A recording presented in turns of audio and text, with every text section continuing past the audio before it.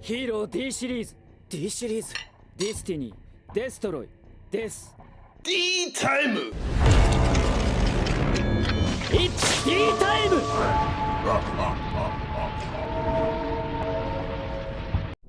Welcome back to D Time Duels. We're here, baby. It's always D Time to Duel, and here we have our hero, Omni Hero, versus D-Link, Dragon Link. And I believe I win the die roll or no? Yeah, I actually won the die roll here, so that's nice for a change. As we know, die rolls are not very friendly to me, and we just start off with a Ferris. And then they're gonna ball Drake our who was that? They're gonna ball Drake our malicious. The first thing they see, no shot. So this is why this is a bad matchup. Supposedly, you guys gonna see what I mean. So we're gonna go ahead and finish off with the Ferris's resolution, and then we're gonna get the increase, and then increase is gonna send. And by the way, in this tournament, it was 5 rounds. We almost top forward. Then we're gonna actually mass change here so that we can stop Joel because we know we're about to search. So then we're gonna go ahead and Rhoda because see, we don't want to play into Dark Law. We don't want to play into the Joel. Now you can't Joel. Now we know that it's kind of problematic for him, right? The Dark Law, and it's safe because it's not their turn yet. So as far as I'm concerned, Dark Law is safe. Normal summon the Straddles, finally getting our normal summon. Then we add freely without any worry of Joel. So then we're gonna go ahead and get the, we're gonna go ahead and be able to resolve our increase. But yeah, we almost went top 4. The final round in the bubble, I have the worst luck in the bubble, guys. I really do. We lost to a die roll at the end of the game. So you guys are gonna see that game. This was against our Infernoble. We were gonna go into time, or we were gonna draw, and I'd rather us like it was X11 instead of us both not making it. I'd rather just roll it out and see who wins. I'm not too worried about topping, but we almost did, right? Because I was on a hot streak back to back, and you see we linked those two off with the Inferno Divisor. So it's not like I really needed to win this tournament by this point. It was just I'm really getting footage for you guys to continue to show you guys my work here, and just show you guys some good games. And we like to do that in tournament. And then we get our Neos, and then we go polymerization into the now check this out. Now Chain Link 1, 2 with the Liquid Soldier and the Infernal Rage. Look, we don't care about his bestials. We literally don't. The E-Hero line, the E-Hero Neos Fling Wingman line does not care about the bestials, man, whatsoever. We don't care. Excuse me. We literally don't care. Look, you got rid of our malicious, but we're not tripping. The matchup isn't so bad anymore. It's not that bad of a matchup. Excuse me. But yeah, it's and here we're just kind of okay. What's in your graveyard? He stops me here before I do anything else. Magnamut Neos. Do you think Neos cares? Do you think favorite contact cares? Magnamut on Neos. Summon Neos, then he's summoning the Magnamut, and then he's gonna need the effect. But guess what? Dark Law's on the field. The Dark Law here is safe because we don't have to worry about tactics because this is gonna happen on his turn only. So yeah, we're also playing around tactics currently. So then we link those two off for the Wonder Driver. I think we surprised. Oh yeah, we already had the Miracle Fusion engraved. So and then I think he's gonna ball Drake to pop banish our Wonder Driver. So but that's fine because it's actually banished, I think. Then we're gonna Fusion Destiny. It's so funny. It's just so funny. So now we're gonna Fusion Destiny. Now we're just gonna bring out DPE. Look, the objective here is to keep DPE on the field. Now look at that Sonar. That's 3 bestials. Man. So, good thing, we don't rely as heavily on the Destiny heroes. And this is why I really like the Neos deck. Yes, don't worry, guys. Neos is coming back. I have a deck profile that's going to be here on the main channel going up tomorrow. So I'm trying a new schedule. I'm trying, 3 videos a week on the main schedule. Monday, Wednesday, Friday. We're trying that. We're going to see how that works out for us. I think it's easier for me. It lightens the load just a little bit, and it stretches things out for me, you know, for me to keep things fresh for you guys instead of just pumping out content endlessly. I don't want to keep doing that, but we'll do that here on this channel. We go ham. But you guys see, I'm just going to bring out DPE, set my favorite contact. We go to end phase, and then they're going to go ahead and add from deck to hand. They're going to play right into Dark Law, fortunately. And guess what? So we really don't trust having DPE go to the graveyard, right? We don't trust that, right? Because bestial. So we don't, you know, he hits our denier, man. And then we're going to hit a card because in the end phase. So we actually hit the card that he added, which is really good. I know it hurts him. Then he's going to special summon the Excel Synchron. And then I'm just going to go ahead and, I think we kind of clear his board. Chain. And he has 2 cards in hand. We're just going to favorite contact. And I'm just going to hit 2 cards. I'm able to do that, yeah. I'm going to hit 2 cards. I'm not going to use the DPE yet. So I'm just going to return them. So even if you do have a bestial, I think we're good here. So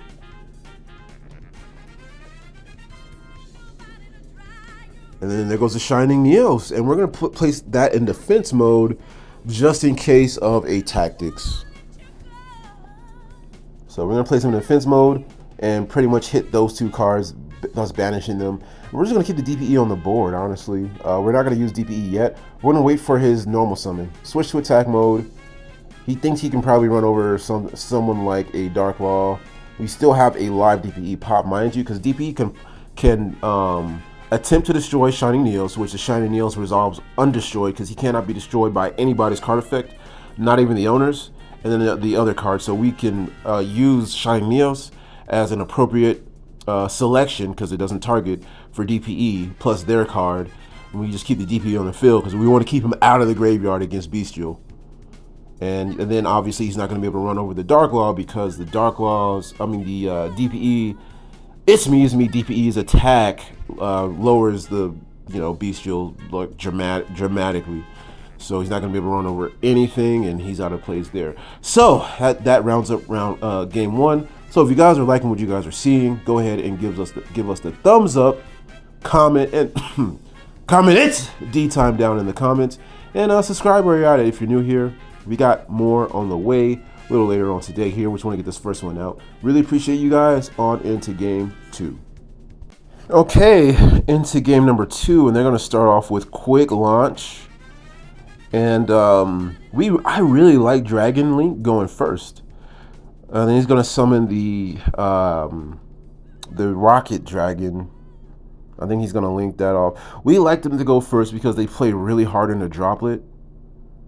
But see, we had a Joel. They play hard in the Joel and droplet, and we just beat that if they go second. If they go first. And also, that means they use up a lot of their bestials. So by the time they end their hand, but by the time they end their turn, they don't have a large hand, which means less bestials in their hand. Like, look, he summoned a Druid on their turn. We like that. Because it hurts us most. The reason why this was a bad matchup was when they summon bestials on our turn.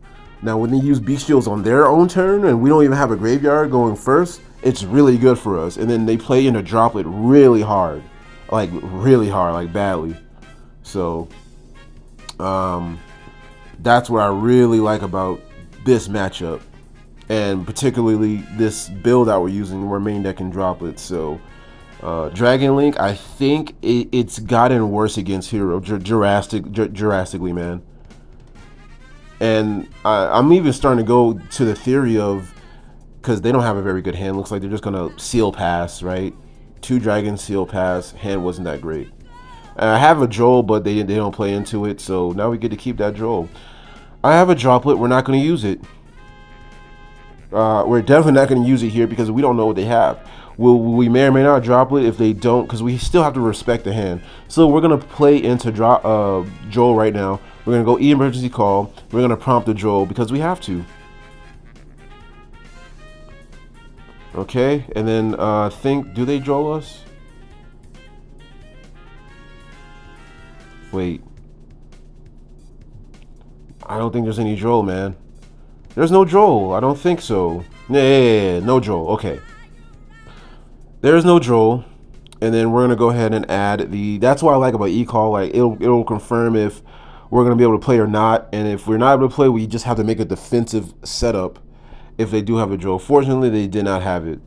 So we're gonna know some Stratos. Go get our boy, the Ferris,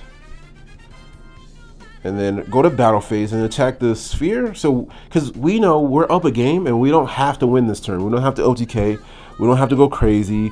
We don't have to make some sort of crazy mistake or misplay, right? Just be safe. Go to battle phase. Attack the sphere. Then he's gonna be forced to use it into Magnemite, and then Magnemite, and then attack the Magnemite because it's 0 defense. So now we're just gonna main phase 2 and play our turn comfortably and build the board, and hopefully it's enough for him to not be able to play. So then we're gonna send the Blaze Man. That's actually gonna come into play later. Check that out. That's, memes. Oh look, the memes are still spicy with Blaze Man. It's still. I thought it was gonna be dried up by now, because you know how fast.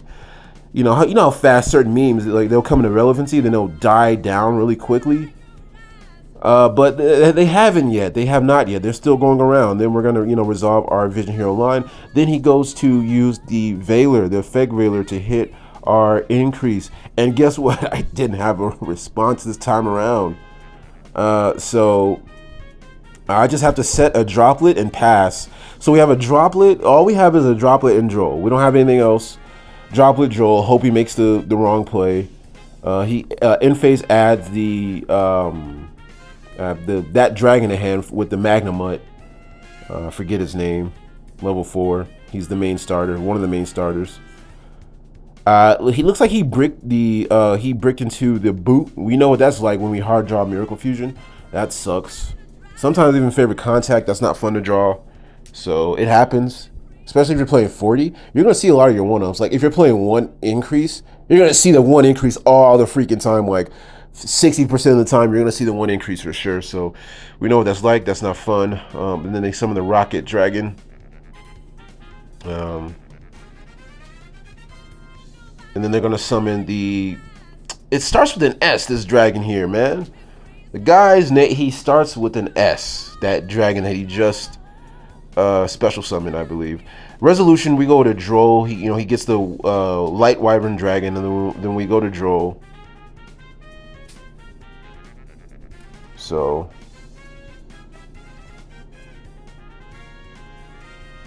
okay, and then they're just like, oh man. So they're not happy about that Joel. We still have now. He's afraid of my face down. He thinks it's a mass change. I'm like, dude, I would have mass changed when you hit me with Veiler. I would have already had Dark Law onto the field, man. I don't think he has any bestials, so that's cool. So back to what I was saying, we really like it when this deck goes first. It actually, yeah, we like it when this deck goes first. We're gonna let him just make his board, man. We're not gonna, use droplet or anything like that. We're just gonna wait. I think he's able to go into that Borland Dragon, and we let him go into it because we know we have, as long as he can't pop, pressure our droplet and like destroy it, we're good. We'll just keep it. We'll just let him play out from the graveyard, no interruptions, because he's already playing restricted under Droll, so we don't need to use any more of our resources until the following turn, or at least that's my mindset here. Then he links those 2 off. See, he's not even able to get that Wyvern Dragon's effect. Then he goes for the Charmer. Hey, it's fine. No response. Yeah, it's fine. I mean, because he still had another monster on the field. And then he goes in, links that off into Pisty, and then he goes for the Borlo that basically is going to help him. Then Magnemite is basically going to help climb him off into the Borland Dragon. I think that's his name. And we don't do anything. Then he goes to attack. We don't do anything here because guess what? Oh, my hand is a Plasma and a Neos. We hard drew the Neos too. So look at, yeah, you kind of briefly saw it. We have a Plasma and a Neos. So I'm not going to use anything. And he did it in the wrong order. So he attacked the increase, sending it to the graveyard. He attacks the increase, sending it to the graveyard. And then, which actually helps me be able to play. Yeah, that really helps me be able to play. Because now we take battle damage when the increases in the graveyard. And that's fine. We're not going to, again, we're not going to use Droplet just yet. Because We're not going to use Droplet just yet because we don't have a play. Why would I drop it here when I don't even have a play? We'll drop it when we know we have a play, right? So draw phase, because then we draw the hero lives. So now we have a play, and just pray that it's not an Ash. I think we drew a hero lives here.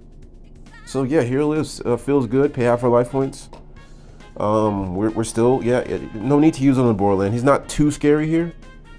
So, and we're gonna summon the Stratos effect. He does not negate it, because if you do, we still have the increase there.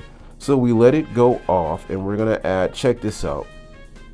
Now, in phase, I think Magnamut grabs Dragon from, no, he was on the draw, sorry, he couldn't. So now check this out, we're just gonna grab, because I'm just trying to think here. I was gonna get Stratos, but I think I don't, because now we have Neos in hand, or I just kind of think, what I like about Hero, it's basically, it's a toolbox deck, and there's a lot of different things you can do, a lot of different routes you can take. It really, Hero really, all it is just toolbox, man. We go to add the Liquid Soldier, and we're going to think something a little bit outside the box. We're going to secure our polymerization regardless. Fortunately, there's no draw or anything like that, so. But now we're just going to go ahead and drop it away and hit the dragon, big dragon, because we can't chain to his negation effect. So we want to avoid that. Target normal summon Liquid Soldier, target the Blaze Man, who's a fire, not a light or dark. We don't play in the Bestial. This is another reason why you should get your hand on Blaze Man. He makes the Bestial matchup a little bit worse for them. And we add our polymerization from deck to hand regardless. We add 2 ways to it with either the Vion or you play them together. You guys see that?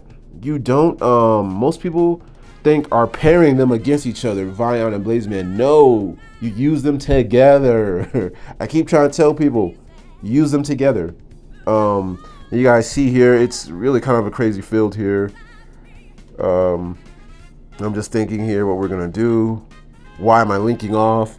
Like, I don't need to go into someone like a Inferno Divisor since we already have the Neos. So we'll just poly now. Big mistake though, I could have just tributed the 3 to bring out the Plasma before we did that, and we just was like, oh man.